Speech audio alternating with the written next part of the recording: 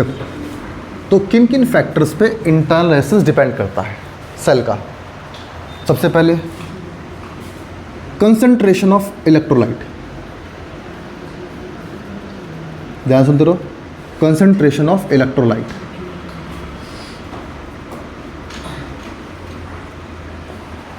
जितना ज़्यादा कंसंट्रेशन होगा इलेक्ट्रोलाइट का, इंटरनल रेजिस्टेंस उतना ही कम होगा। ये आपको बताया था। सेल के अंदर ये दो इलेक्ट्रोड्स हैं, एक जिंक का इलेक्ट्रोड है, एक कॉपर का इलेक्ट्रोड है। हाँ सुन जाओ, अगर इलेक्ट्रोलाइट में कंसंट्रेशन वीक होगा तो जिंक क्या करता है, जिंक भाई H2SO4 से जिंक रिएक्शन करता है, ZnSO4 बनाता है। ज़रूरी नहीं कि इस H2SO4 डालना है। लैक्लांचे सेल में कॉपर सल्फेट का हम सॉल्यूशन यूज़ करते हैं, डेनियल सेल में हम कॉपर सल्फेट और जिंक सल्फेट का सॉल्यूशन यूज़ करते हैं। तो ऐसा नहीं है कि यही यूज़ करना है। H2 हो गया, अब प्लस साथ में एनर्जी मिलती है हमें, ठीक है बेटा। अब H2SO4 जितना ज़्यादा होगा, जिंक जितना ज़्यादा होगा इलेक्ट्रोड के अंदर, रिएक्शन उतना अच्छा होगा, फटाफट रिएक्शन होगा। अगर इस कंसंट्रेशन में ZnSO4 बढ़ गया और H2SO4 कम हो गया तो रिएक्शन तो H2SO4 से होना है, तो डेफिनेटली रिएक्शन करने में टाइम लगेगा, मॉलिक्यूल्स को ढूंढने में टाइम लगेगा। तो इससे क्या होगा, रिएक्शन देर में होगी, रेजिस्टेंस बढ़ जाएगा। जब देर में होना मतलब करंट कम हो जाना, और करंट कम होना मतलब रेजिस्टेंस बढ़ जाना। तो इसका मतलब अगर कंसंट्रेशन ऑफ इलेक्ट्रोलाइट पे डिपेंड करता है पहला। अगर ये वीक हुआ, कंसंट्रेशन अगर वीक हुआ तो करंट क्या होगी, करंट भी वीक हो जाएगी, कम हो जाएगी, यानी इंटरनल रेजिस्टेंस क्या हो जाएगा, बढ़ जाएगा। क्लियर हो गया है ना। दूसरा ये रॉड्स है ना, इनके एरिया पे इलेक्ट्रोड्स के क्रॉस सेक्शन एरिया पे डिपेंड करते हैं। पूछो।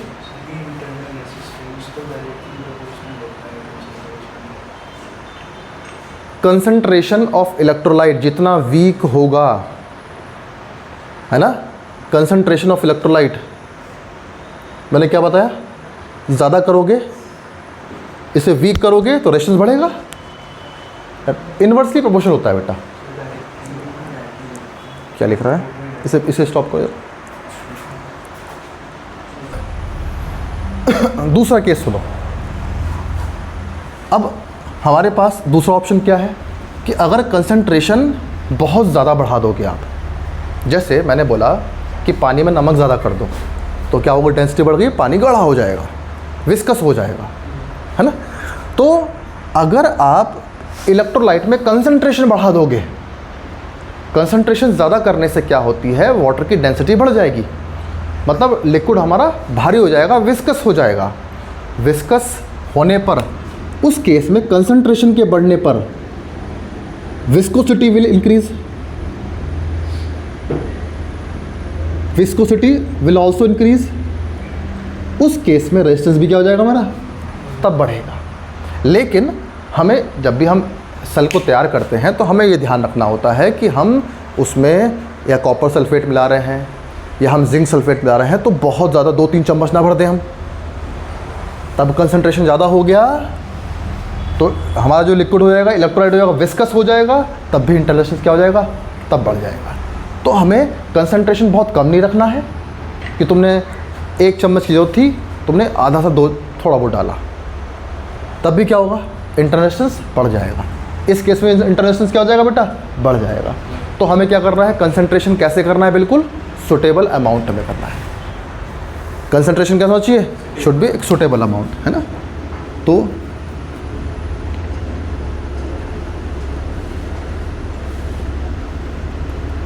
Concentration should be in suitable amount में। बात समझ में नहीं आई, ठीक है, बात कर लो, बाहर जाके बात करनी है, बात क्या होगी नहीं होगी, ठीक है। नंबर 2, अगर रॉड्स का जो क्रॉस सेक्शन एरिया है ये अगर कम हो जाएगा, ये अगर कम रहेगा या समय के साथ कम हो जाएगा, तो तब भी क्या होगा, रिएक्शंस कम होंगी, स्लो हो जाएंगी रिएक्शन स्लो हो जाएंगी तो करंट कम हो जाएगी, रेजिस्टेंस बढ़ जाएगा। तो डिपेंड करता है cross sectional area of electrodes, cross sectional area of electrodes. तो अगर एरिया, रॉड का एरिया ज़्यादा करोगे तो रेजिस्टेंस क्या होगा बेटा, कम हो जाएगा। ठीक है बेटा, है ना। तो जितने बड़े रॉड हो, अब ये भी नहीं कि बहुत बड़े रख लेंगे हम, ऐसा भी नहीं करना हमें, तो इससे हमारा सेल क्या हो जाएगा, बल्कि हो जाएगा। तो हमें एक सूटेबल अमाउंट में हमें क्रॉस सेक्शन एरिया क्या करना पड़ेगा, रखना पड़ेगा। यानी बहुत पतले हो जाए तो रिएक्शंस फास्ट नहीं हो पाएंगी, रिएक्शंस जल्दी नहीं हो पाएंगी अगर आपके रॉड क्या है, ये क्रॉस सेक्शन इनका कैसा है, अगर पतले रॉड्स आप यूज़ करते हो तो। ठीक है। दूसरा, थर्ड पॉइंट, इन इलेक्ट्रोड्स के बीच में गैप, डिस्टेंस, ये जो डिस्टेंस है ये बहुत ज़्यादा नहीं करना हमें। अगर the gap between the electrodes, distance बढ़ाओगे तो रेजिस्टेंस क्या होगा, बढ़ेगा। तो मतलब R is proportional to distance. The gap between, यानी R बढ़ाओगे या डिस्टेंस बढ़ाओगे तो रेजिस्टेंस भी क्या होगा, इंक्रीज हो जाएगा। क्लियर हो गया। ठीक है, क्योंकि जब ये दूर दूर हो जाएंगे तो आयंस बहते हैं इसमें, आयंस को बहने में टाइम लगेगा, तो रेजिस्टेंस क्या हो जाएगा, इंक्रीज हो जाएगा। फोर्थ पॉइंट सुनो, टेम्परेचर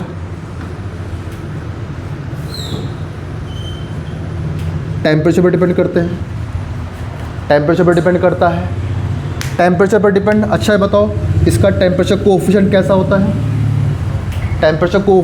होता है, अल्फ़ा कैसा होता है, नेगेटिव का होता है। अल्फ़ा का रिलेशन क्या बोलता है, alpha is equals to RT minus R0 upon R0 into delta T. RT क्या है, T टेम्परेचर के बाद original resistance change in temperature. तो टेम्परेचर जितना बढ़ाओगे RT घटेगा, R0 बढ़ेगा नहीं, R0 पहले ही ओरिजिनल रेजिस्टेंस था, वो नहीं बढ़ेगा। समझ में नहीं आ गया।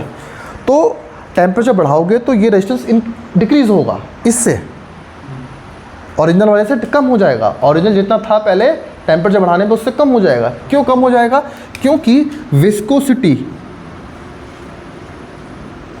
क्या हो जाएगी, डिक्रीज हो जाएगी टेम्परेचर के इंक्रीज करने पर। टेम्परेचर बढ़ाओगे तो लिक्विड इलेक्ट्रोलाइट क्या हो जाएगा, हमारा पतला हो जाएगा, हल्का हो जाएगा। इससे आयंस को बहने में आसानी होगी, आयंस ईजिली बह जाएंगे। शहद में अपना हाथ फ्लो करके देखो, पानी में अपना हाथ फ्लो करके देखो, बताओ किस में हाथ फ्लो हो जाएगा अच्छे से, पानी में, क्योंकि उसमें ड्रैग कम होता है, शहद में ड्रैग ज़्यादा होता है। तो आप शहद को एक तिरछा सरफेस पर शहद को डाल के देखो, कितना उसके मॉलिक्यूल कितने धीमे बहेंगे। और पानी, यानी मॉलिक्यूल फास्ट मोशन करते हैं पानी के अंदर। क्लियर हो गया। ठीक है, हाँ। तो ये भी हमें ध्यान रखना है। तो कंसंट्रेशन हमें बहुत ज़्यादा भी नहीं करना है, बहुत कमज़ोर नहीं करना है, बहुत वीक नहीं करना है। ठीक है। दूसरा, क्रॉस सेक्शन एरिया हमें बहुत ज़्यादा नहीं करना तो बहुत कम भी नहीं करना है, एक सूटेबल अमाउंट में होना चाहिए। गैप बिटवीन इलेक्ट्रोड्स ज़्यादा कर दोगे तो रेजिस्टेंस क्या हो जाएगा बेटा, बढ़ जाएगा। और टेम्परेचर पर दूसरा इस तरह डिपेंड करता है। क्लियर हो गया। चलो इसको स्टॉप कर दो। एक चीज़ पर और डिपेंड करता है, वो आप कौन सा केमिकल यूज़ कर रहे हो, इलेक्ट्रोलाइट कौन सा यूज़ कर रहे हो आप। जैसे नेचर ने H2SO4 को बनाने में 100 एनर्जी खर्च किया है, जिंक को बनाने में खर्च करती है 70। अब H2SO4 से रिएक्शन करेगी जिंक से तो 70 एनर्जी खर्च होती है, मतलब 70 एनर्जी लगती है। तो 100 में से 70 एनर्जी लगेगी तो 30 बचेगी अपने पास। नेचर को H2SO4 बनाने में 100 एनर्जी लगती है, ZnSO4 बनाने में 70 लगती है। हर चीज़ हाई एनर्जी से लो एनर्जी में आती है, इसलिए H2SO4 जिंक से रिएक्शन करता है अपनी एनर्जी को कम करने के लिए। आपने कोई और केमिकल यूज़ किया, कोई और इलेक्ट्रोलाइट यूज़ किया, उसका एनर्जी, उसको बनाने में नेचर 90 एनर्जी खर्च करती है, दूसरे वाले में बनाने में और कम खर्च करती है। ये 60 करती है, या फिर 60 मत बोलो, 30-40 बोलो, 80 बोलो, तो तो बची कितनी, 10 बची भाई। दूसरे वाले बनाने में 80 लगी, अभी भी रिएक्शन करेगा, रिएक्शन अभी भी होगा, लेकिन फास्ट रिएक्शन किस में होगा, H2SO4 में या बाकी में, इसमें, इस वाले में से फास्ट रिएक्शन होगा।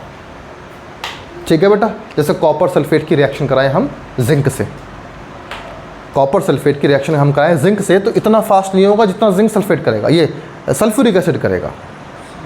अगर कॉपर सल्फेट की हम रिएक्शन कराते हैं तो इतना फास्ट नहीं करेगा जितना, तो एक चीज़ और डिपेंड करता है, नेचर ऑफ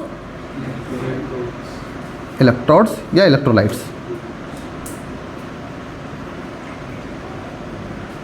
तो हमको ये भी ध्यान रखना है, हमको इस पे भी ध्यान रखना है। ठीक है बेटा, इन चीज़ों पे, क्योंकि कौन रिएक्शन फास्ट करता है और किस में एनर्जी ज़्यादा बचती है, क्योंकि यही एनर्जी ईएमएफ का काम करेगी।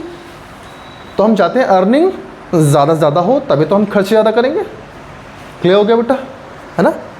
तो एक बात और है, जो हमारा डेनियल सेल होता है और लैक्लांचे सेल होता है, लैक्लांचे सेल लगभग 1.5 वोल्ट का होता है, डेनियल सेल होता है हमारा 1.2 1.3। तो लैक्लांचे सेल हमारा 1.5 ईएमएफ का होता है, उसका ईएमएफ 1.5, उसका 1.2 डेनियल सेल का। क्यों भाई, दोनों में रिएक्शंस पे ही डिपेंड करता है कि किस में रिएक्शन में ज़्यादा एनर्जी बचती है। ठीक है, चलो स्टॉप करो। इस वाले को देख लो फिर से, चाहे रॉड जितनी थिक होगी, है ना। अब देखो, ये cross section area of rod का है, ये cross section area of rod का। बताओ किस में ज़्यादा पॉइंट्स हैं, इस वाले में।